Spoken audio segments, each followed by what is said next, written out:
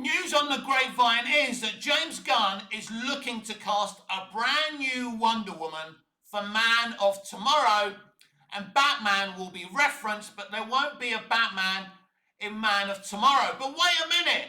What happened to Gal Gadot saying a year or so ago that her, Gunn and Safran were discussing a Wonder Woman 3? What happened to Gunn responding to fan questions over on Fred saying that Gal Gadot was still his Wonder Woman? Lies upon lies upon lies. What happened to Brave and the Bold? What happened to the DCU Batman? Now we're just going to reference Batman in Man of Tomorrow. We all know the truth around the DCU Batman. Gunn and Safran and Zaslav wanted Robert Pattinson's and Matt Reeves' Batman to be part of the DCU. It's a bit like Gunn asking Mozart, if he was still alive, to do some music for Guardians of the Galaxy. Mozart would say, yeah, right, mate, I'm not going to be associated with your shit. So it's clear, despite the amount of times Gunn tried it, Pattinson and Reeves were not interested. And they don't want to Batman. So it looks like Batman won't be in Man of Tomorrow. Despite my reservations around Gunn as a creative for DC, despite my disappointment in his terrible Superman movie, I hear there's a Brainiac in Man of Tomorrow.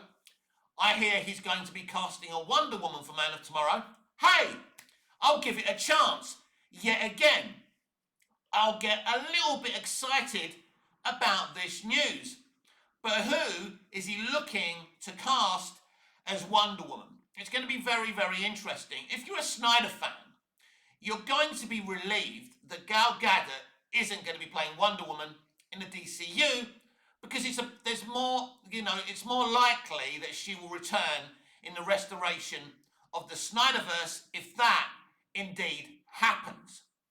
But we have been lied to so many times. For example, what happened to this Phantom Slate? Do you remember when we were told that James Mangold would write and direct a Swamp Thing movie? I believe that was never going to happen. They wanted to look like they were creating something on false foundations. That slate was nothing but a lie. We've had a Superman movie, as I did my video exclusively months and months ago telling you that Brave and the Bold wasn't happening. Brave and the Bold probably was never ever going to happen. So there's no DCU Batman. So now he's just going to mention a DCU Batman, reference a DCU Batman in his Man of Tomorrow picture, which is dumb. You know, we do live in the era of cameos, but references are boring. I don't care about references. Listen, you have formulated a DC universe. Batman needs to be in this universe. Despite there already being a Robert Pattinson Batman, you can't go forward without Batman. It's insane, but Batman will exist in this universe. He does exist in this universe. We saw a shadow of him in Creature Commandos, but we're not actually ever going to see a Batman in this universe. Because as I say, they wanted Pattinson to be part of this universe. They wanted to bring it in. They wanted the Batman, Matt Reeves' the Batman universe, to be part of the DCU. That was never going to happen. When Gunn's been asked about this, he hasn't necessarily said, well, I don't want Robert Pattinson part of this. I want my own Batman. No. He said that Matt Reeves doesn't want it, which basically means that he's asked Matt Reeves to do it, and Matt Reeves has said no. So now we're not getting a DCU Batman, which is insane. As I say, we have got this DC Universe franchise without a real live action Batman. References just don't cut it. But I'm happy, at the very least, we're going to get some kind of live action Wonder Woman in Man of Tomorrow. Now, I assume he's leaked this information like he did with Brainiac. He'll deny it, and then a couple of weeks later, he'll confirm it. This is what he does for hype. But it will be interesting what kind of Wonder Woman we get, what kind of actress we get to play Wonder Woman, and what kind of role she'll play in Man of Tomorrow. Because Man of Tomorrow was never going to be a sequel to Superman. It was always going to be its own thing.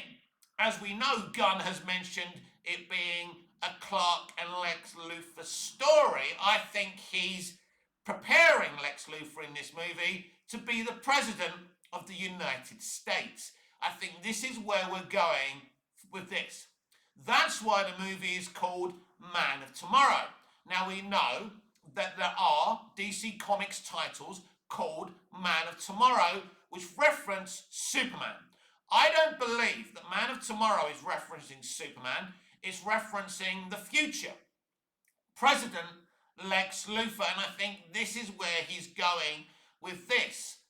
And as I say, Gunn has mentioned it being a Clark and Lex story, but it's interesting he says Clark and not Superman, as I've referenced before. And we know that Lois Lane's going to be in this movie, that the Justice Gang's going to be in this movie, but it's not really a direct sequel to Superman. It's a continuation of the universe he's set up with all these characters he's set up. But it'll be interesting how much David Corenswet screen time we get in the Superman costume, if any. Imagine the outrage if we never see Corenswet in the Superman costume in this movie. So that will be very, very interesting. This is a team-up movie. This is as close as we're going to get as a competitor to the Avengers Doomsday movie that we're getting at the end of this year, which apparently is near on in 4 hours. I don't know how true that is, by the way. Audiences are very excited about this movie. Everyone is talking about this movie, not Man of Tomorrow, but Avengers Doomsday. So, can DC, under Gunn, compete with what Marvel are trying to do now?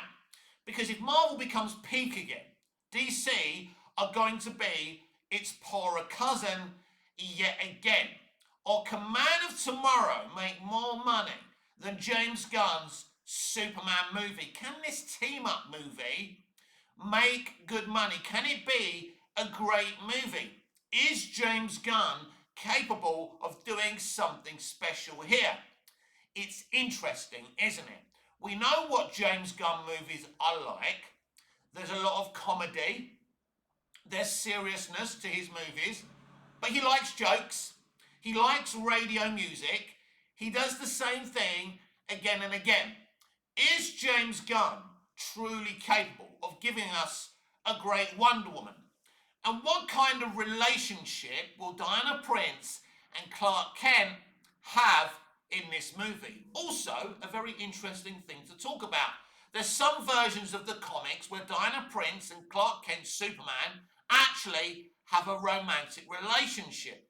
There's some versions in the comics that they're attracted to each other, but they don't do anything about it. Now we know in the Superman movie that Clark, Superman and Lois are in this relationship. So it'll be very, very interesting what happens in this movie. Is it realistic to say that maybe Lois Lane will get killed by Brainiac in this movie, which opens the road for maybe a Diana Prince and Clark Kent Superman romance? Personally, if I was writing a Superman movie, I would go there with Diana and Superman. I would absolutely go there because we've had so many Superman movies and TV shows about Lois and Clark and Superman. That relationship has been done and done to death, and I think people are starting to tire of that now. So it would be interesting to embrace that. Of course, we don't know what kind of role Diana Prince will play in Man of Tomorrow. But despite me being underwhelmed with what Gunn's doing and has done with the DCU, call me intrigued. Call me intrigued that this is happening, that Wonder Woman will be in this movie. Wonder Woman is one of the most recognizable characters in fiction. She's a brilliant character. I love her. I love Wonder Woman 2017. I love Gal Gadot as Wonder Woman in Wonder Woman 2017, in BVS and in Zack Snyder's Justice League. But Gal Gadot will not be playing Wonder Woman in Man of Tomorrow. So very, very interesting. I still think about the fact that they brought Henry Cavill back and then Gunn told him he wouldn't be his Superman because he wanted to create a new Superman and a kind of a new universe. Even though his Peacemaker still exists from the DCEU days, right? And he did do the Suicide Squad, which was part of the DCEU as well at that point. But what I'm actually thinking about now, could Cavill and Gunn have worked together? Henry Cavill has admitted that he's a petty annoyance to directors and studios and streamers when it comes to adaptations of iconic long-running characters. He wants them done with accuracy. This is the problem he had with the people on The Witcher, and I think this is the problem he had with WB and with Superman. And in the end, he was stopped from continuing to play Superman, probably for these very reasons. We saw that clip of Cornsworth and Gunn disagreeing with what Gunn was trying to do with that monologue, that I put one foot in front of the other bullshit, right? Cornsworth didn't get it, and I don't blame him, because I don't fucking get it either. It was all about Gunn trying to make Superman an ordinary person.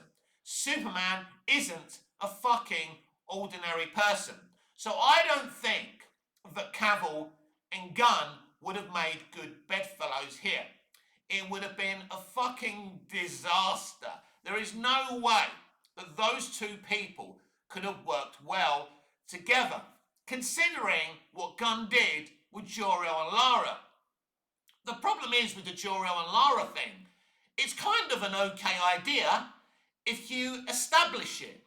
If it's part of that movie, if it's part of the future, if Jor-El and Lara are still alive and they invade Earth in that Superman movie, it's kind of interesting and it puts Superman in a difficult position.